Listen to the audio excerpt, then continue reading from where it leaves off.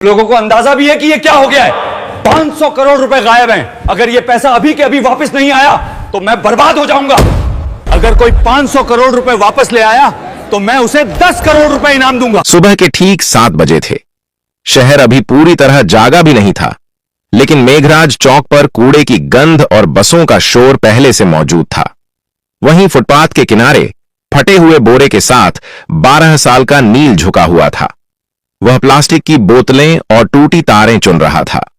उसके हाथों पर जमी गंदगी स्थायी लगती थी, जैसे किसी ने उस पर अनदेखा होने की मुहर लगा दी हो। नील बोलता कम था। लोग समझते थे वह डरपोक है या मंदबुद्धि। सच्चाई यह थी कि वह सुनता बहुत था, बातें, आवाजें मशीनों की। जब लोग बोलते थे वह शब्द पकड़ता था, जब मशीनें चलती थीं वह पैटर्न पकड़ता था। ठीक उसके सामने शहर का सबसे बड़ा निजी बैंक खड़ा था, शीशे की ऊंची इमारत। नील को अंदर जाने की इजाजत कभी नहीं मिली थी। गार्ड हर बार एक ही शब्द कहता था, भाग यहां से। नील मुस्कुरा देता था और फिर कूड़े में झुक जाता था। उसे वहां से एक अजीब सी भनभनाहट सुनाई देती थी। बाकी लोगों के लिए वह शोर था, नील के लिए भाषा। उस दिन दोपहर को माहौल बदला हुआ था। बैंक के अंदर अचानक अफरा तफरी मच गई। कर्मचारी अपनी सीटों से उठ खड़े हुए। मैनेजर्स के चेहरे पीले पड़ गए। एक के बाद एक फोन बजने लगे। ऊपर की मंजिल पर बोर्डरूम में चीख सुनाई दी, 500 करोड़ गायब हो गए हैं। यह कोई अफवाह नहीं थी। बैंक के मेन सर्वर से 500 करोड़ गायब हो गए हैं। करोड़ रुपए ऑनलाइन ट्रांसफर हो चुके थे। पैसा न किसी ग्राहक के खाते में था, न किसी विदेशी बैंक में। वह सिस्टम से जैसे फिसलकर हवा में घुल गया था। आईटी टीम दौड़ पड़ी। सर्वर लॉग्स खोले गए, फायरवॉल चेक हुए, साइबर सिक्योरिटी एक्सपर्ट्स को कॉल गया, पुलिस को सूचना दी गई। हर मिनट के साथ बैंक की साख डूब रही थी। बाहर फुटपाथ पर बैठा नील यह सब देख रहा था। बीच बीच में एक हल्का सा ठहराव था, जैसे कोई सांस रोक रहा हो। नील उठ खड़ा हुआ। उसने बोरा नीचे रखा और दीवार के पास कान लगा दिया।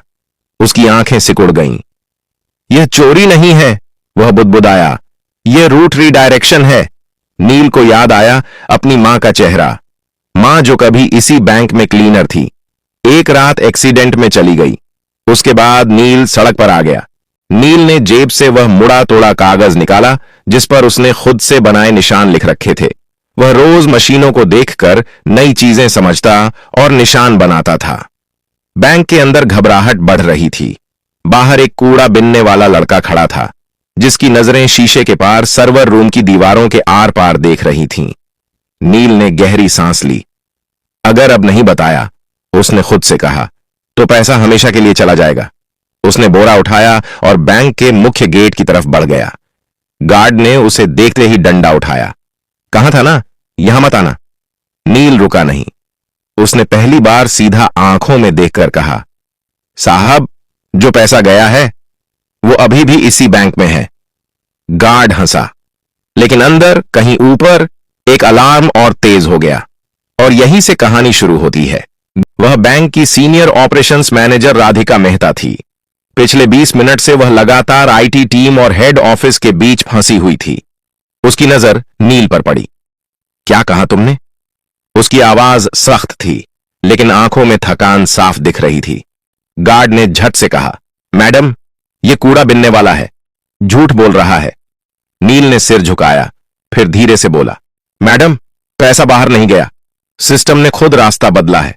अगर अभी कुछ नहीं किया गया तो 3 घंटे बाद वो पैसा अपने आप मिट जाएगा।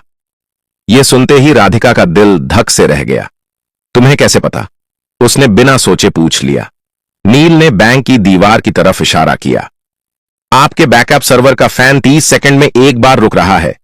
ऐसा तब होता है जब लोड जानबूझकर घुमाया जाता है। यह चोरी नहीं है, यह ट्रैप है। राधिका ने एक पल सोचा। अंदर आईटी हेड चिल्ला रहा था कि डेटा फ्लो समझ नहीं आ रहा। पुलिस रास्ते में थी। मीडिया को भनक लगने ही वाली थी। उसने गार्ड को देखा। इसे अंदर आने दो। गार्ड चौंक गया। मैडम, यह, मैंने कहा, अंदर आने दो। नील पहली बार बैंक के अंदर गया। एयर कंडीशन की ठंडी हवा से वह सिहर गया। फर्श इतना चमकदार था कि उसमें अपना गंदा चेहरा देखकर उसे झिझक हुई। लोग उसे घूर रहे थे। कोई फुसफुसाया, यह बच्चा क्या करेगा? नील को इससे फर्क नहीं पड़ा। राधिका उसे सीधे आईटी फ्लोर पर ले गई। स्क्रीन पर लाल रंग की लाइनें और नंबर भाग रहे थे। आईटी हेड ने गुस्से में कहा, मैडम, अभी समय नहीं है, यह मजाक नहीं है। नील ने स्क्रीन की तरफ देखा और तुरंत बोला, आप लोग गलत लॉक देख रहे हैं, असली रास्ता छुपाया गया है। कमरे में सन्नाटा छा गया। यह बच्चा हमें सिखाएगा, किसी ने तंज कसा। नील पास गया। उसने स्क्रीन के कोने में दिख रहे एक छोटे से टाइम स्टैंप की तरफ इशारा किया। यह देखिए, हर बार ट्रांजैक्शन से 1 सेकंड पहले टाइम पीछे जा रहा है। यह मैनुअल नहीं हो सकता। आईटी हेड ने झुककर देखा। उसका चेहरा बदल गया। यह तो असंभव है। राधिका की आवाज कांप गई। तो पैसा वापस आ सकता है? नील ने हल्की सांस ली। आ सकता है, लेकिन अगर देर हुई तो नहीं। घड़ी की टिक टिक तेज लगने लगी और उसी पल नील ने कहा, मुझे एक कंप्यूटर चाहिए, इंटरनेट नहीं, सिर्फ लोकल एक्सेस। कमरे में कोई बोला नहीं। पहली बार बैंक के सबसे बड़े संकट में सबकी नजरें एक कूड़ा बिनने वाले लड़के पर टिकी थीं। सबकी नजरें नील पर थीं। वह कुर्सी पर बैठा नहीं था, वह खड़ा था, जैसे बैठना उसके लिए फालतू की चीज हो। आईटी हेड ने हिचकिचाते हुए एक सिस्टम उसकी तरफ घुमा दिया। यह लोकल मशीन है, नेटवर्क से कटी हुई। अगर कुछ गलत हुआ तो भी फर्क नहीं पड़ेगा, नील ने बीच में कहा। जो नुकसान होना था वो हो चुका है। उसने कीबोर्ड को ऐसे छुआ जैसे कोई पुराना दोस्त हो। उंगलियां गंदी थीं, लेकिन चलने में झिझक नहीं थी। स्क्रीन पर एक काली विंडो खुली। राधिका ने घड़ी देखी। नील, हमारे पास ज्यादा समय नहीं है। नील ने सिर हिलाया। मुझे पता है। उसने टाइप करना शुरू किया। कोई तेजी नहीं, कोई दिखावा नहीं। हर कमांड सोचकर, जैसे वह पहले ही यह सब कर चुका हो। एक इंजीनियर ने धीरे से कहा, यह तो सिस्टम के अंदर का रास्ता है, यह एक्सेस हमारे पास भी नहीं है। नील बोला नहीं। उसने अगली लाइन डाली। अचानक स्क्रीन पर एक मैप खुला। यह किसी बैंक अकाउंट का नहीं था, यह डेटा के बहाव का नक्शा था। तीर, घुमाव, बंद रास्ते। नील ने एक जगह उंगली रखी। यहीं फंसा है पैसा। लेकिन यहां तो कोई अकाउंट ही नहीं है, आईटी हेड ने कहा। नील ने उसकी तरफ देखा। क्योंकि यह अकाउंट नहीं है, यह एक खाली कमरा है, सिस्टम ने खुद बनाया है। राधिका की आंखें फैल गईं। बाहर से लगता है चोरी हो गई, लेकिन असल में सिस्टम खुद उसे छुपा लेता है। कमरे में किसी ने सांस तक नहीं ली।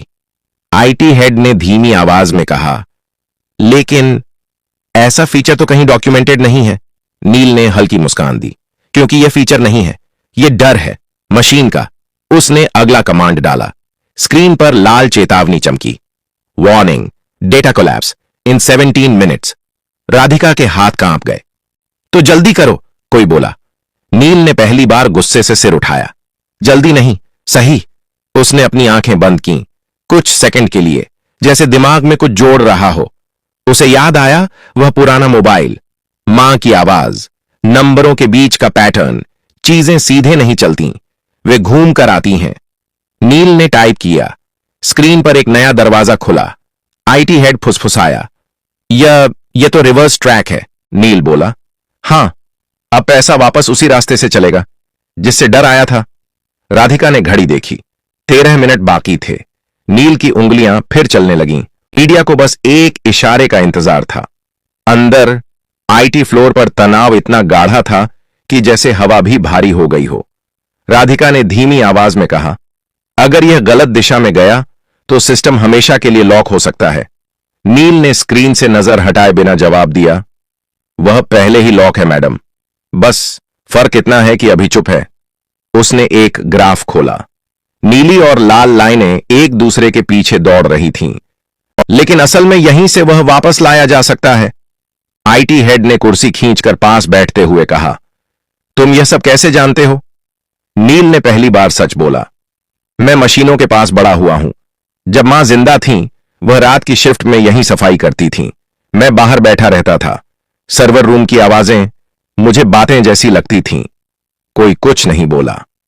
नील ने अगला कमांड डाला। स्क्रीन पर एक नया संदेश उभरा, ऑथोराइजेशन रिक्वायर्ड। राधिका ने राहत की सांस ली। ठीक है, यह सामान्य है, हमारे पास मल्टी लेवल ऑथराइजेशन है। नील ने सिर हिलाया।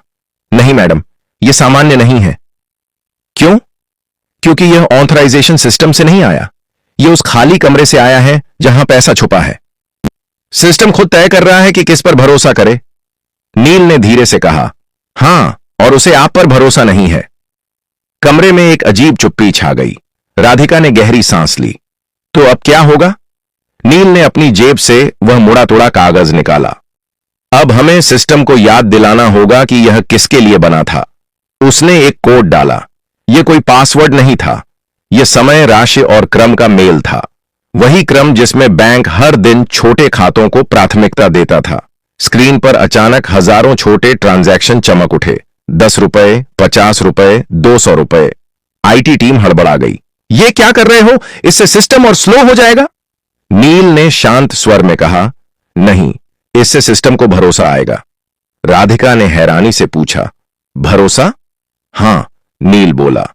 मशीनें ताकत पर नहीं चलती, वे पैटर्न पर चलती हैं, और सबसे सच्चा पैटर्न है छोटे लोगों का पैसा। यह मीटर पहले कभी नहीं देखा, नील ने कहा, क्योंकि आपने कभी सिस्टम से पूछा ही नहीं कि उसे क्या चाहिए। घड़ी पर नजर पड़ी। 7 मिनट बाकी थे। नील की उंगलियां अब और तेज चल रही थीं, और उसी वक्त बैंक के मेन सर्वर से एक धीमी सी बीप की आवाज आई, जैसे कोई सोया हुआ दिमाग जाग रहा हो। लेकिन असर बड़ा। आईटी फ्लोर पर खड़े हर इंसान की रीढ़ सीधी हो गई। स्क्रीन पर बिखरे हुए तीर अब एक दिशा में मोड़ने लगे थे, जैसे कोई भटकी हुई नदी अपने पुराने रास्ते को पहचान रही हो। आईटी हेड ने हकलाते हुए कहा, डेटा फ्लो रिवर्स हो रहा है। राधिका की आंखें स्क्रीन से हट ही नहीं रही थीं। मतलब? नील ने बिना रुके जवाब दिया, मतलब पैसा लौट रहा है, लेकिन अभी सफर पूरा नहीं हुआ है। स्क्रीन पर नंबर चलने लगे। 10 करोड़, 25 करोड़, 68 करोड़। कमरे में किसी की सांस नहीं निकल रही थी। लेकिन तभी एक जोर की बीप गूंजी। स्क्रीन लाल हो गई। System conflict detected. IT head उछल पड़ा। यह क्या है अब? नील रुक गया। पहली बार उसकी उंगलियां थमी। जिसने यह किया है उसे अब पता चल गया है। लोग एक दूसरे की तरफ देखने लगे। स्क्रीन पर एक नया लॉग खुला। एक ही यूजर आईडी, एक ही मशीन, बार बार। आईटी हेड का चेहरा सफेद पड़ गया। यह तो हमारे ही नेटवर्क से है, नील ने धीरे से कहा। चोरी बाहर से नहीं हुई थी, रास्ता अंदर से खोला गया था। घड़ी देखी गई। अब सिर्फ 4 मिनट बचे थे। राधिका ने खुद को संभालते हुए कहा, नील, क्या हम इसे रोक सकते हैं? नील ने जवाब देने से पहले एक गहरी सांस ली। हां, लेकिन इसके लिए मुझे सिस्टम को पूरी तरह बंद करना होगा। 30 सेकंड के लिए। कमरे में हड़कंप मच गया। अगर नहीं किया तो पैसा आधे रास्ते में फंस जाएगा। ना आपका रहेगा ना चोर का। राधिका ने आंखें बंद की एक पल के लिए, फिर बोली, करो। आईटी हेड ने चौंक कर उसकी तरफ देखा। मैडम, मैं जिम्मेदारी लेती हूं। नील ने आखिरी कमांड तैयार किया। उसकी उंगलियां हल्की कांप रही थीं, लेकिन दिमाग साफ था। उसे मां की आवाज याद आई, डर लगे तो भी सही काम मत छोड़ना। उसने एंटर दबाया। पूरे बैंक की लाइटें एक साथ बुझ गईं। कंप्यूटर, एटीएम, सब कुछ। बाहर मीडिया चिल्ला उठा, बैंक बंद हो गया, पैसा डूब गया। अंदर घुप अंधेरा था। फिर 1 सेकंड बाद, 2 सेकंड बाद, तीसरे सेकंड पर एक हरी लाइट जली, फिर दूसरी, फिर पूरी स्क्रीन। सिस्टम वापस आ चुका था। 100 करोड़, 250 करोड़, 400 करोड़। आईटी हेड की आंखों से आंसू निकल आए। हो गया।